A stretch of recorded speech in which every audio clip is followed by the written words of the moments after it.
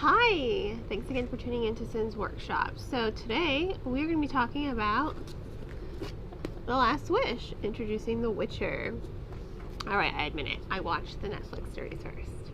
Yes, I know. For shame. Especially considering my husband has been trying to get me to pick up the series forever.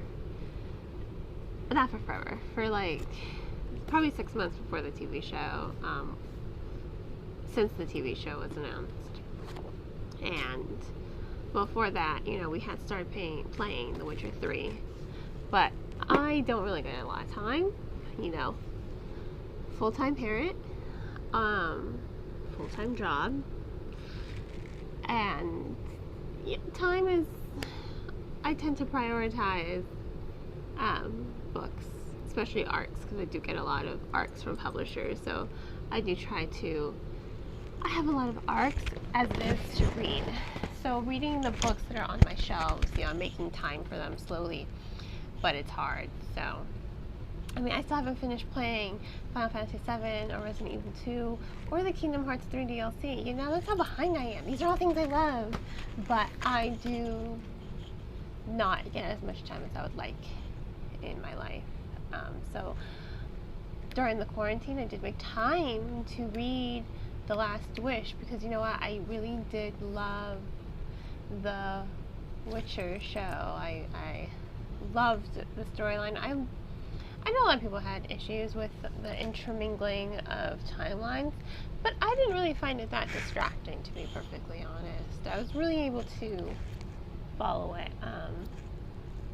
But this is not a review on the TV show. This is a review on the novel. And I will say, I loved it. I loved it. I'm so happy I finally got to read it. I love fairy tales. And as I was reading this, you know, I think halfway through the second story, I was like, these are fairy tales. They're very dark.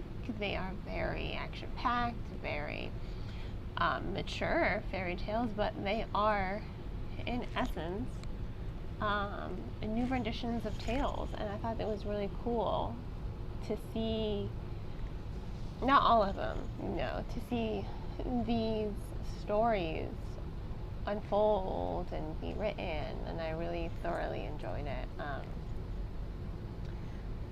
First off, Neneki and Dandelion. I love them. I think, you know, I think that's really probably the best part of this novel is the characters.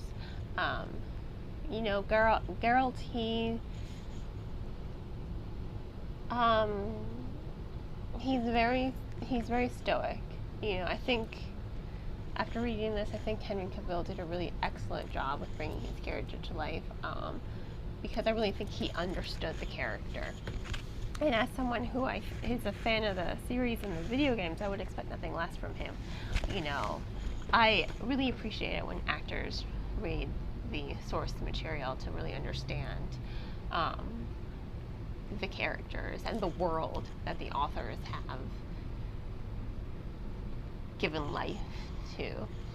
So I think he really does a very promising, very accurate representation of Geralt in the books, because that's exactly what I saw. Maybe it is the TV show reflecting my opinion, but he is a man of few words. He is very stoic. He is very brooding. But you get to see other sides of him through his dynamics with other characters.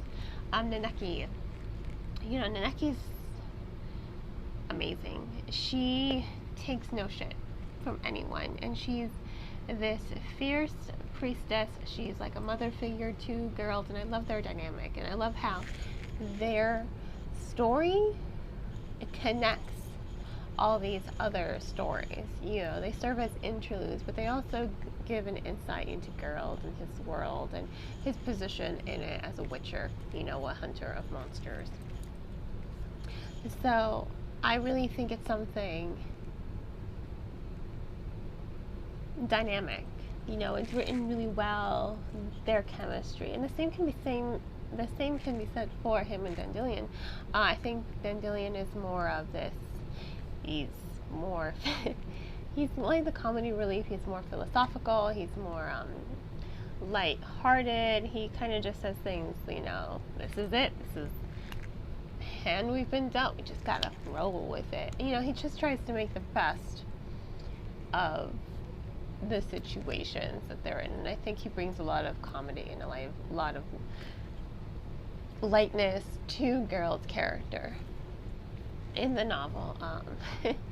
And you know, I hate that I was reading the story, The Edge of the World, and I was just hearing Toss a Coin to Your Witcher in my head. And just so you know, I do love that song. I really do. After it came off, I couldn't stop singing it. It makes me laugh so much I want to cry right now. It doesn't help that I have a kind of a headache, and I wasn't initially going to record today, but I will be returning to work soon, so I don't want to fall behind. So I am recording these in advance, just so you know,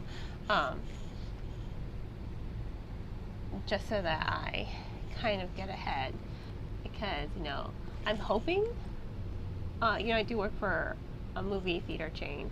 I am a manager, but there are 6 full-time managers, and with the way capacity's going, and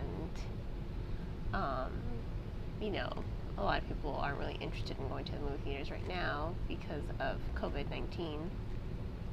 I'm really hoping that with all the restrictions that I'll get to be part-time, so that I can at least spend more time with my son, because I felt like, you know, when I was full-time, because there's no option to be part-time at Regal or AMC. It's full-time, that's it.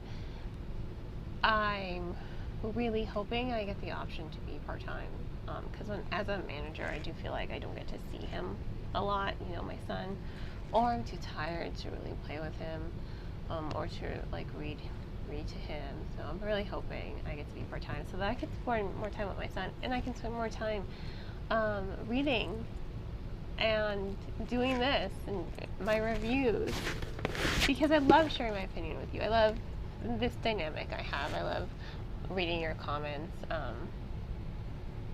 and I have to say, I'm really happy I picked up this novel. I'm really happy I bought it. I think I bought it last year, Barnes & Noble. I like going to the bookstore. It's like a lot of stress relief.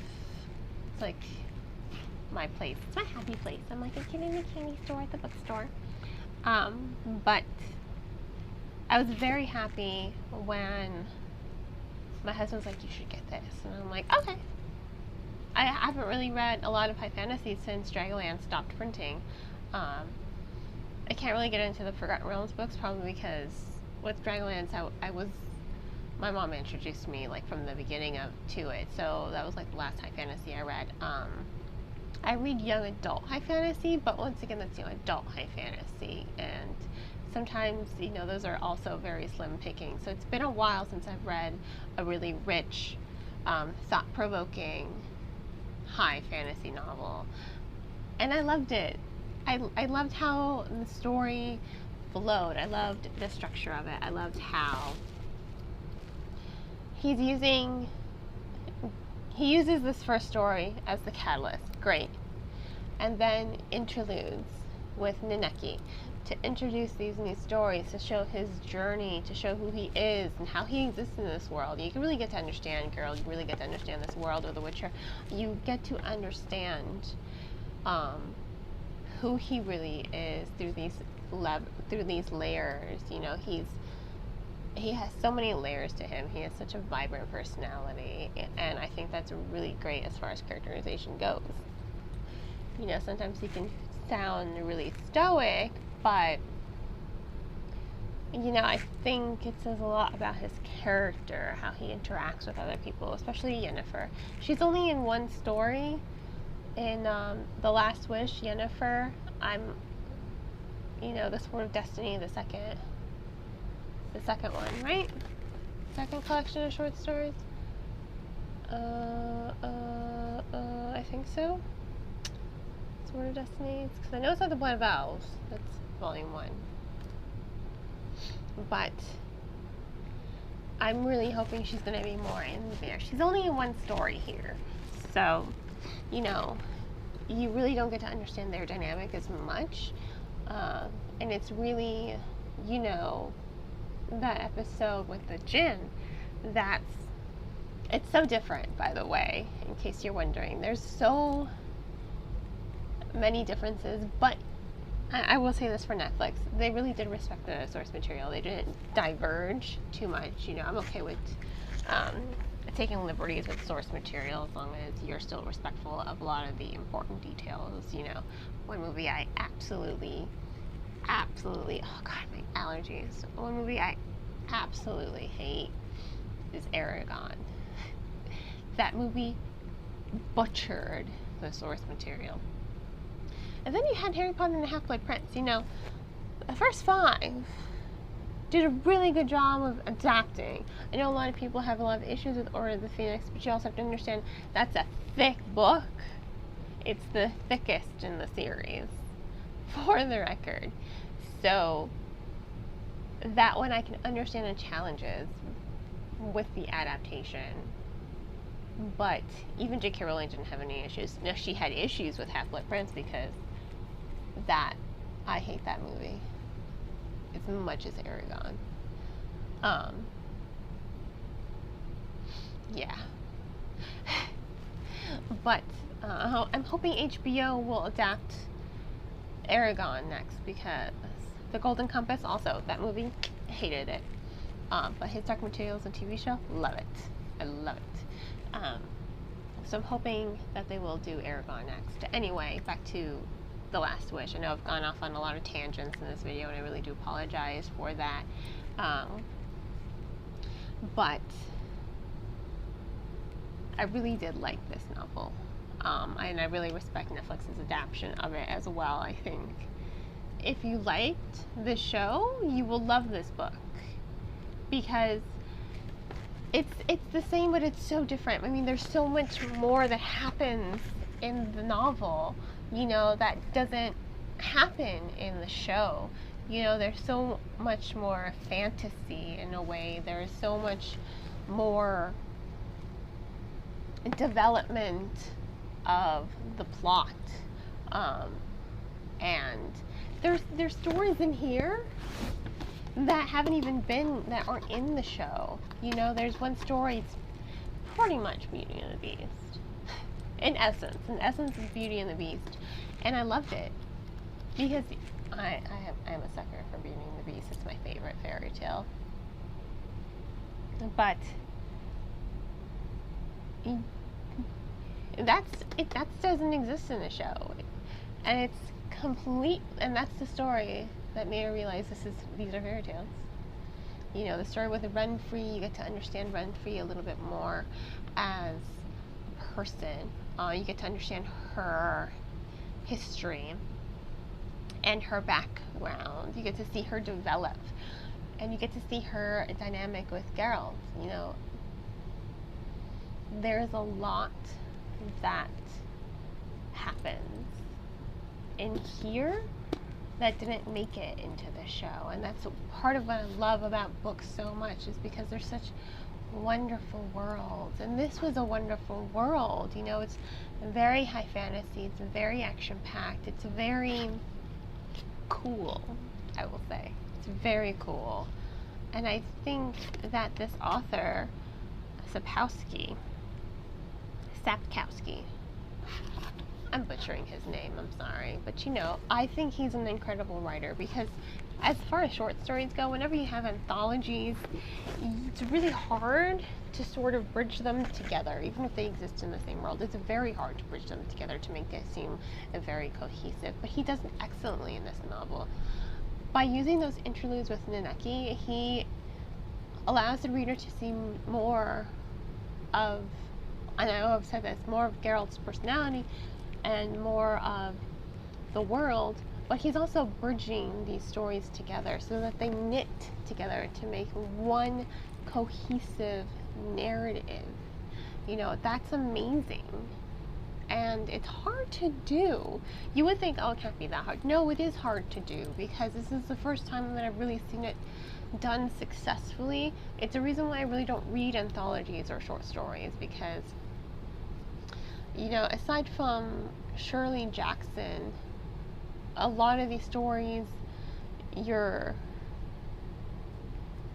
sort of expecting them, especially, you know, in the blurb, if the blurb says that they're all part of this world, you're expecting them to be sort of somewhat linear or cohesive, and you're really just reading one story. You know, I'd rather just get them as separate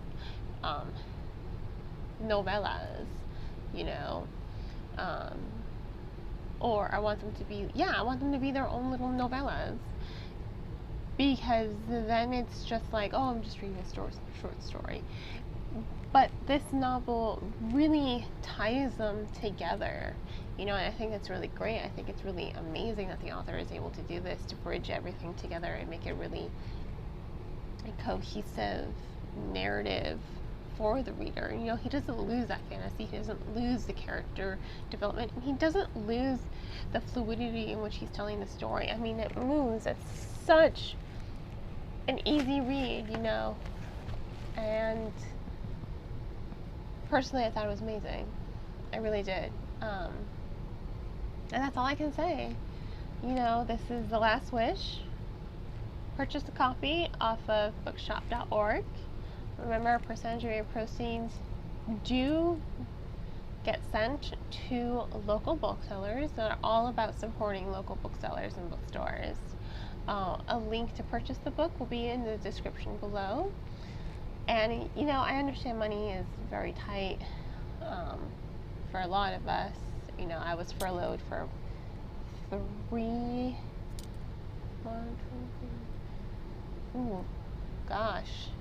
and a half months. I was furloughed for 3.5 months. So I understand money is very tight for a lot of us during this pandemic. So, you know, support your local library. You can a lot of libraries that allow you to get library cards online. You know, you can get a digital library card and you can check out the book that way. And a lot of libraries have, you know, curbside pickup. You know, you can come pick up the novel. You know, just reserve it online. When it's ready, they'll let you know, and then you can go pick it up. It's great. And you know what? Libraries are a great resource for the community. They are a great resource for everyone. I think they deserve your community's support, you know, their community's support. And so once again, the link to buy on bookshop.org will be in the description below. And once again, if money is too tight, support your local library and check it out there. And please support me. I know I went off on a lot of tangents in this video, and for that I do apologize. But if you like my channel, please subscribe. And don't forget to hit that notification button. And, you know, I'm growing, I'm learning, and I want to thank all my current supporters out there for subscribing to my channel. And I hope more of you will. So on that note, have a great rest of your day. And as always, happy reading.